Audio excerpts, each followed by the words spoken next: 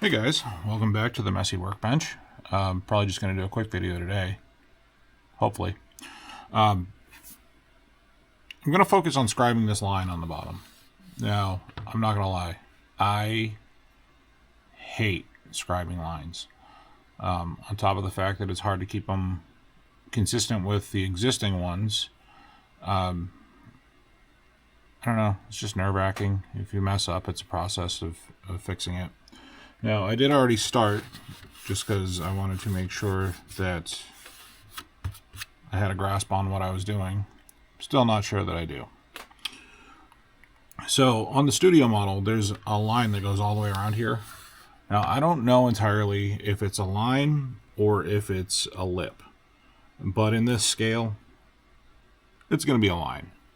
Now, there's also a series of circles with little dots in the middle of them, which is how it's normally represented on like decals or even on other builds that I've seen where people do include that.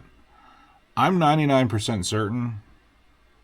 In fact, I'm just going to go ahead and say that I'm pretty sure that all it is a series of these screws. I don't know what this style is called, but I'm pretty sure that's just the access panel to get into the bottom of the saucer. So I'm just gonna do that with decals. Now, not to date myself, but somebody's got to. Growing up watching the New Yankee Workshop here in New England, that was like a steeple for, Sunday mornings after the cartoons ended. Cartoons were on Saturday. I guess I'm getting senile now. Anyways, New Yankee Workshop. If you were able to make a jig to simplify a process, do it. So instead of trying to follow some imaginary line here or like try and lay something out, I just made a guide to stick a needle file in and use that as my guide. This line does seem to follow the outer profile and not the inner profile. Honestly, even if it didn't, I would probably still follow that profile just due to the fact that there's a more prominent lip to actually guide you on. So, hopefully, I don't botch this. If there's one thing I'm good at, it's overcomplicating things.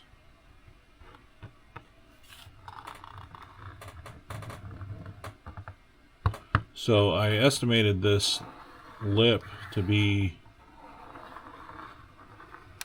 about 4 millimeters from the edge here.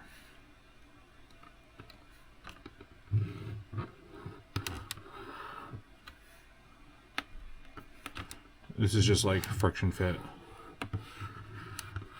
It's probably going to take a few passes to get it, but I don't really want to continually put pressure on this because I don't want to wiggle it around. That would probably be the worst thing to do and defeat the purpose.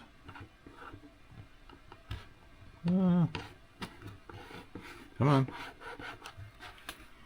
It's also probably not a good idea to keep lifting it up like I am.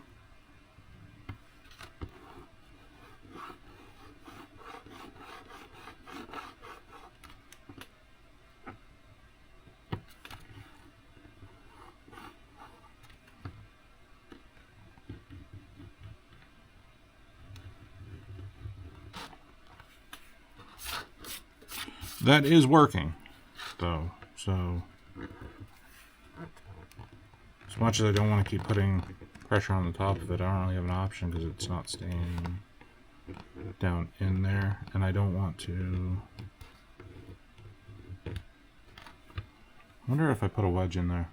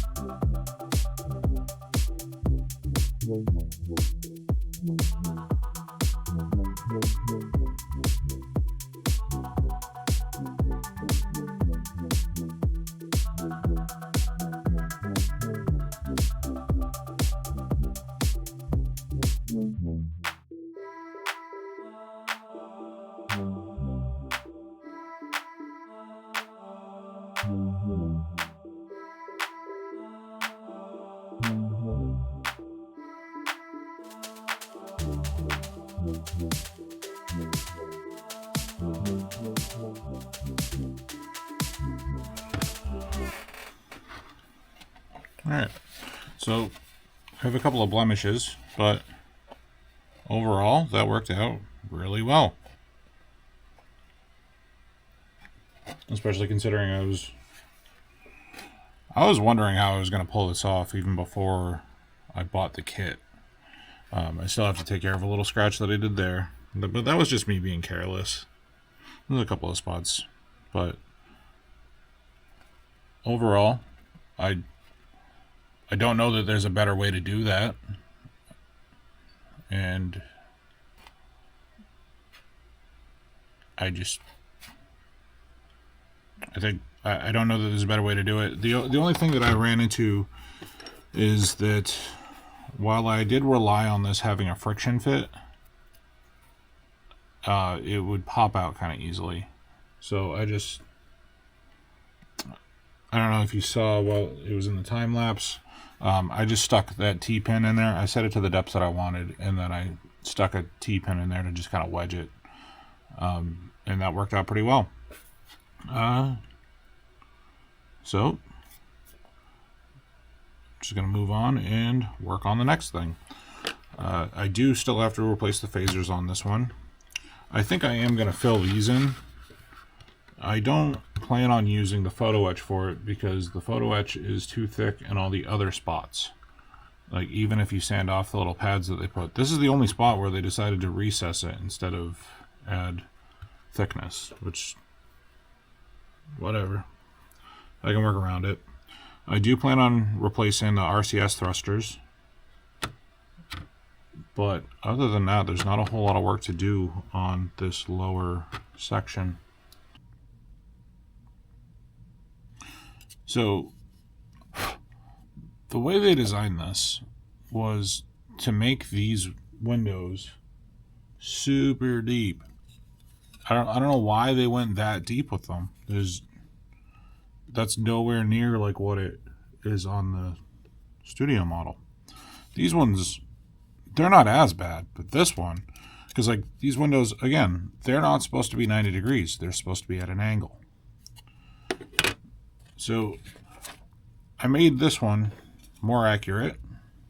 I haven't touched this window yet, obviously, but I resized it and I corrected the angle a bit.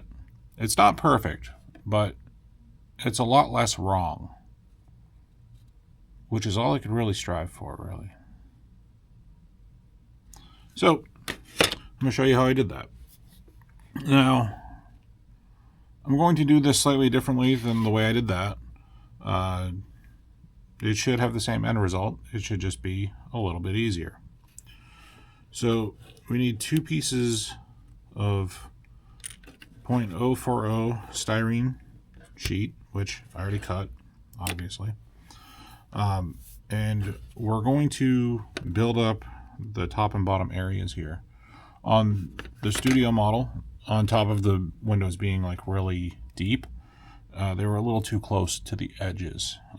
The opening is too big, but also you need to make it smaller because by the time you make it the right shape, it's too big for the photo etch part, which that's actually the first photo etch piece I've used on this kit. So I'll run you through how I did that. Just slap some glue in there. Shove this piece on in there. Now you don't have to stick out too far back here because we're going to grind most of this off.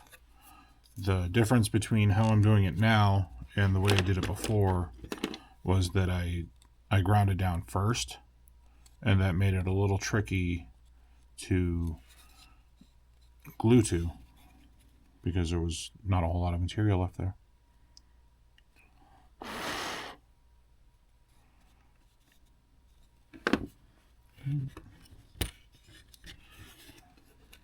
I'll do the same down here.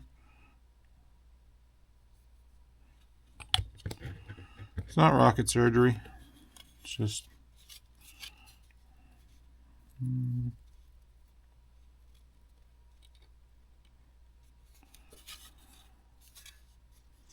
So basically, I thought it was going to be tricky finding the right angle and whatnot, but if you just sand the interior down to, if you just completely sand that off, that ends you up with pretty much the right dimensions. So really just want to make sure that everything's tight.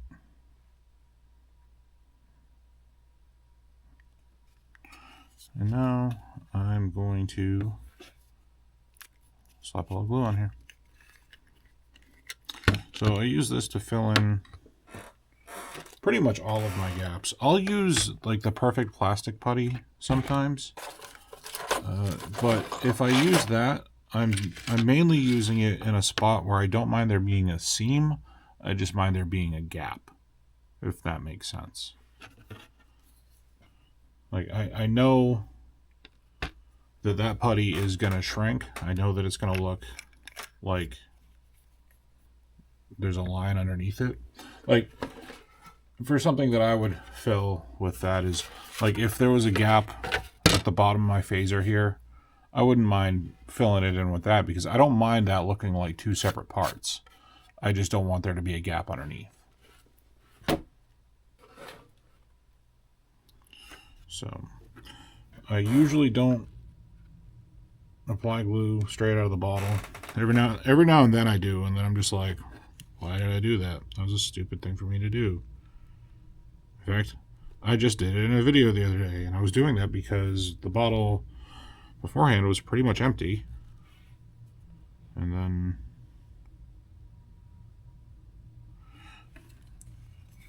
then I just got a little careless. So I use this to fill in those little gaps there. And now this one, I'll probably fill the gaps on the top after I cut it down, just because it's tricky to get in there. But having this little bit of super glue there means we get to keep working.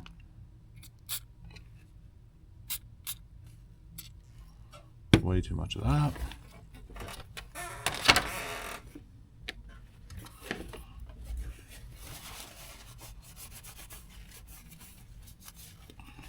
Okay.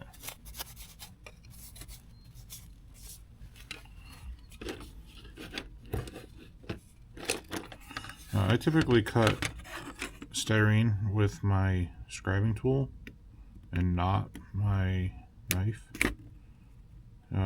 I might regret that on this one though.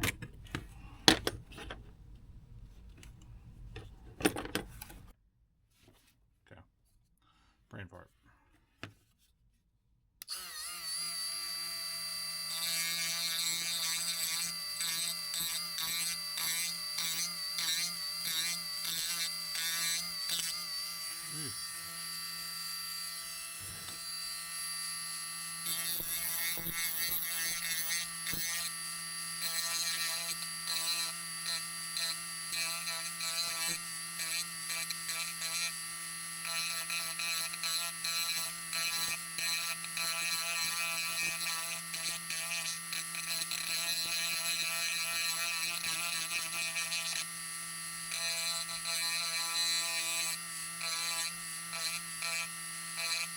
Okay, that's close enough. So we're sticking out a bit proud still, which is what we want. Again, now I can probably take my knife here and clear off a tiny bit of that. I guess I'd call it a wire. Like that's what they call it, like when you're sharpening a knife and it leaves that little thin flap at the end. So I'm just gonna cut that right off. Get out of my life. Okay.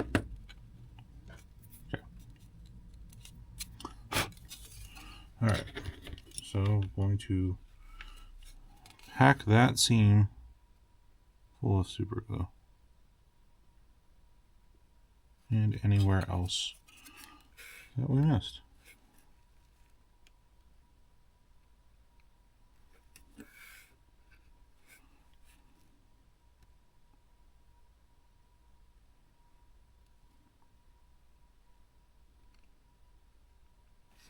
Okay.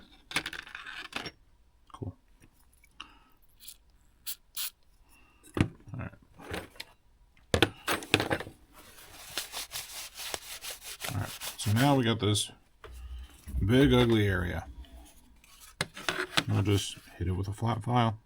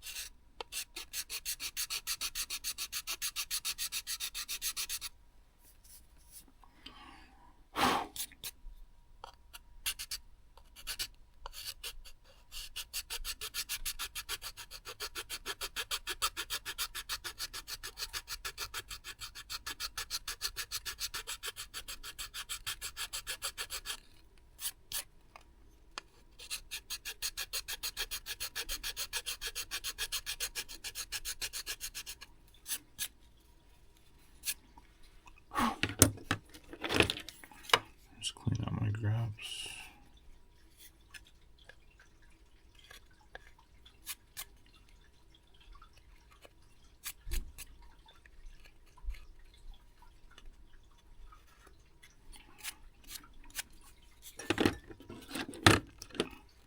We're almost there.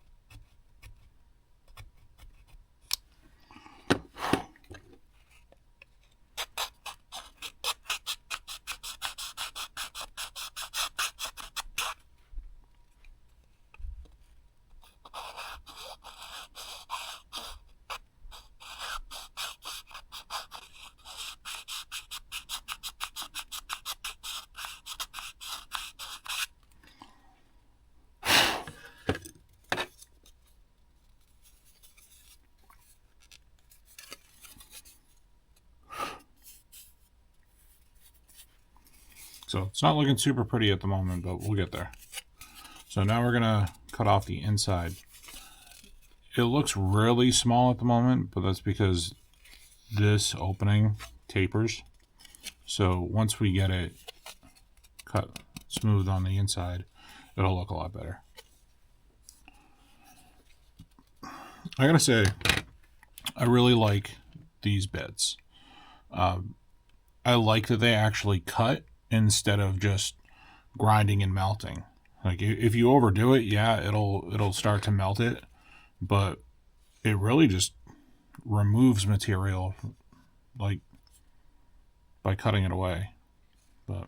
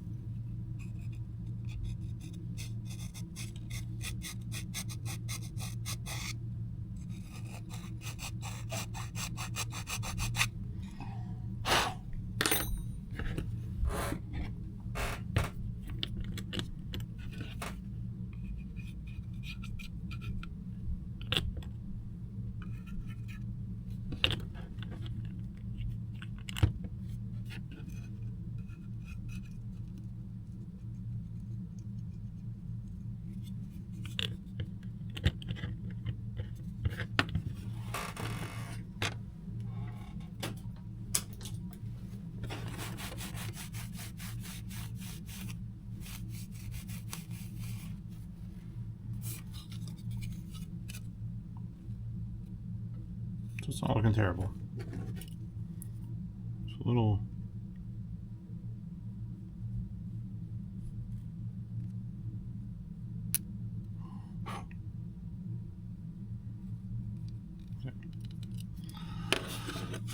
So now we go to our photo etch part, and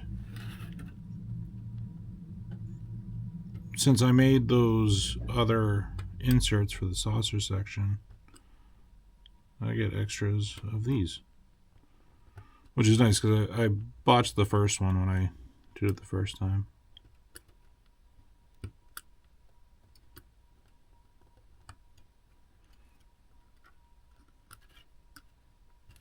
Come on.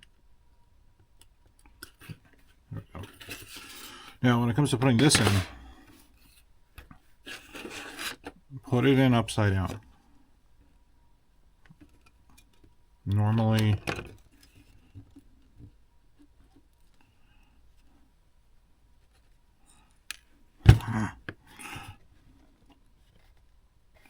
so this edge is normally the top. We're going to flip it over, and we're going to line that up with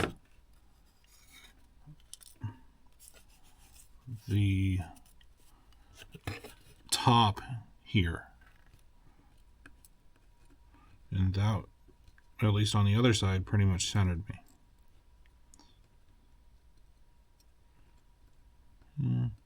So I like to put these in place and then tack them with some glue, which would be why I didn't get any ready for this. Hang on.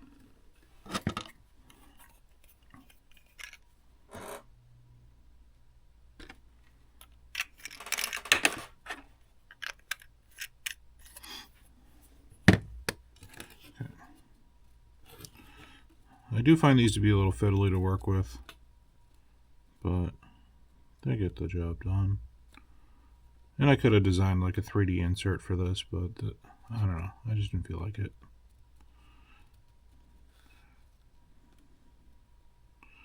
So line it up with the top there, or the bottom rather. And then what we'll do, like, there will be, like right when we're done, yeah, there will be a light leak there, but we still have to light block the whole ship. So just tack the bottom for now, and then really get it set to where we want it.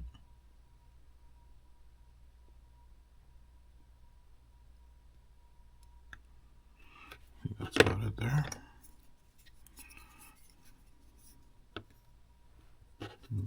Just a little bit, just because I can see a little opening. Okay, that looks good there.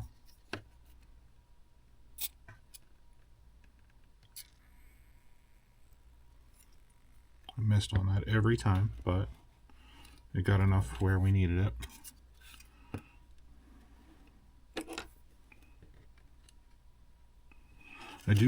I like to tack one part, and then that gives me a hand to kind of hold it down and get it to be flush with where I want it to be mounted. It helps get rid of the gaps.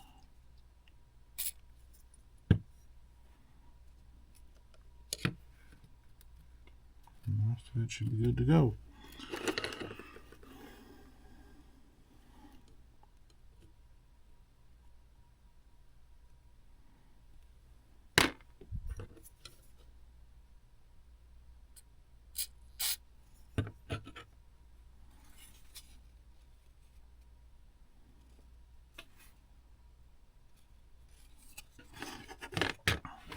So like I said before, when I'm doing gap work like this, I like to just use this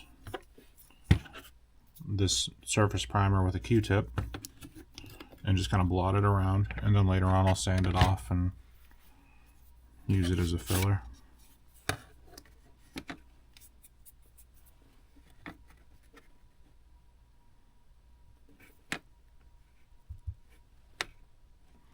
So I'm just going around where be worked.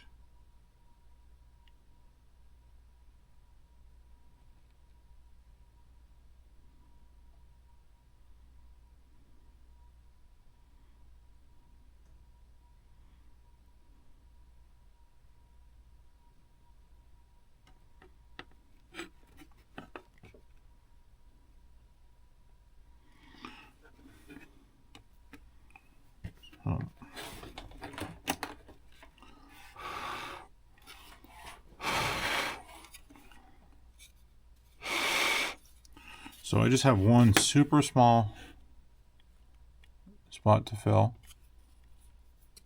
but it's just that easy. That took us, what, 20 minutes, if that. A lot of this stuff is really pretty easy to do. It's just getting over the fear of ruining your model. Like, if I damage that beyond repair, well, one, it's just plastic. It's just plastic. We can go back and go over it, fill it. You know, there's nothing here that we can't fix. But if it was to the point where it was more work than I wanted to do to fix it, then I would just call it battle damaged. You know, it's like I started filing these off and I started bumping into these. It's not a big deal. If it's in the way, just get it out of the way. We can just add it again. So, thanks for watching. Catch you in the next one.